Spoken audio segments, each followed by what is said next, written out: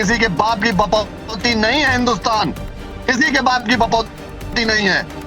ठीक है, ये चाहे ठाकरे हो चाहे कोई हो, कि इन पे एनएसए लगा के इनको तिहाड़ में बंद करें। महाराष्ट्र की राजनीति पर जो भाषा विवाद चल रहा है, लगातार रेस्टोरेंट में जाकर मारपीट हो रही है, ऑटो ड्राइवर को मारा जा रहा है मराठी नहीं बोलने के कारण, हिंदी बोलता है।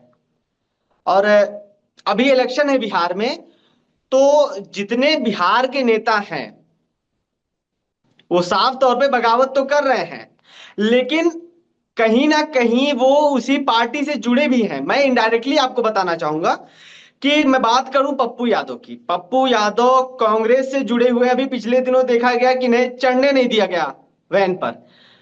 और अभी महाराष्ट्र में कांग्रेस के साथ गठबंधन है ठाकरे का, तो साफ तौर पे जहां कांग्रेस यहां गठबंधन करके ठाकरे के साथ है, वहीं बिहार में पप्पू यादव उनको ललकार रहे हैं। इसको आप क्या देखना, कैसे देखते हैं, और भाषा विवाद पे आपकी क्या राय होगी?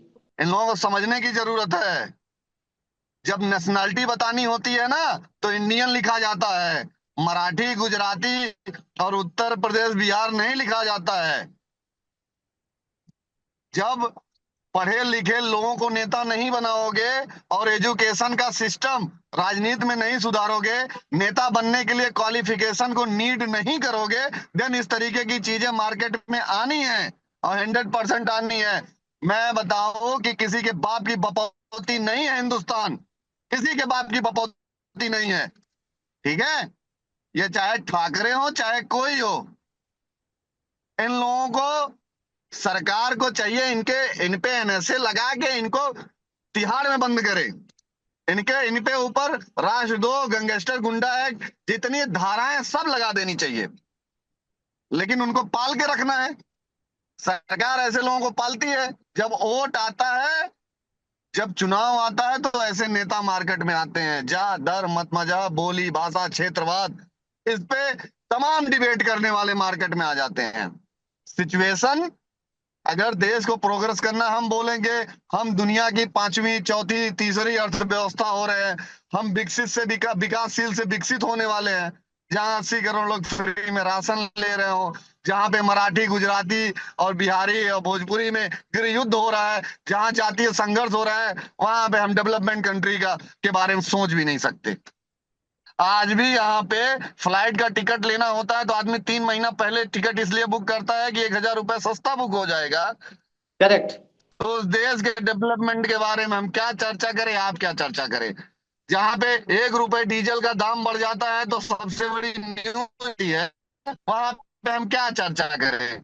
वहां पे हम ये चर्चा नहीं कर सकते कि एक नेता 10,000 करोड़ रुपए लेके बैठा हुआ है, ईडी सीबीआई उनके यहाँ रेड कर रही है और देश का पैसा पकड़ा जा रहा है, लेकिन नेताजी हमारे बड़े अच्छे हैं क्योंकि नेता हमारे जाति के हैं। तो ये देश जब नहीं हो सकता मेरे भाई। ये नेता और भगवान सब जाति के होते जा रहे हैं। हमारे भगवान अलग, हमारे नेता अलग। चाहे नेता जो भी कर दे, एक नेता है उनके समाज की बेटी के साथ जो जो किया, लेकिन वो भैया है। तो समझो यार, ये समय आ चुका है हिंदुस्तान को जगने की। और हिंदुस्तान तब नहीं जगा जब चाहे हूण हो, यहूदी हो, मुगल हो, अंग्रेज हो, हाँ, ये सब हमारे देश में राज किए और एक कौम लड़ती रही, बाकी सब सोती रही। अंग्रेज लड़ रहे थे क्या? जब अंग्रेज यहाँ से गए 17,000 की संख्या में केवल गए थे, और जब गए तो उतने टाइम भारत की आबादी 40 करोड़ थी। 17,000 40 करोड़ को कंट्रोल किए बैठे थे, तो हम और आज जगेंगे कब भाई? आप बताओ। 17,000 ने करके रखा था 40 करोड़ पे। तो सोचने वाली बात है यार पीयूष। अब वो समय आ गया है कि इनको बताया जाए यहाँ पे इन लिटरेचरशिप और यहाँ पे एजुकेशन का स्टैंडर्ड किस लेवल पे है, आप समझ लो।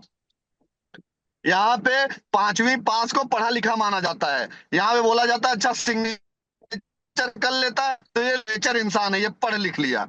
अगर सिग्नेचर करना ही पढ़े लिखे का फार्मा वो जस्टिफिकेशन है, तो फिर क्या जरूरत है पढ़ने की? एक सिग्नेचर की मोहर बना के जेब में रखे रहो, जब जरूरत हो मोहर लगा दो।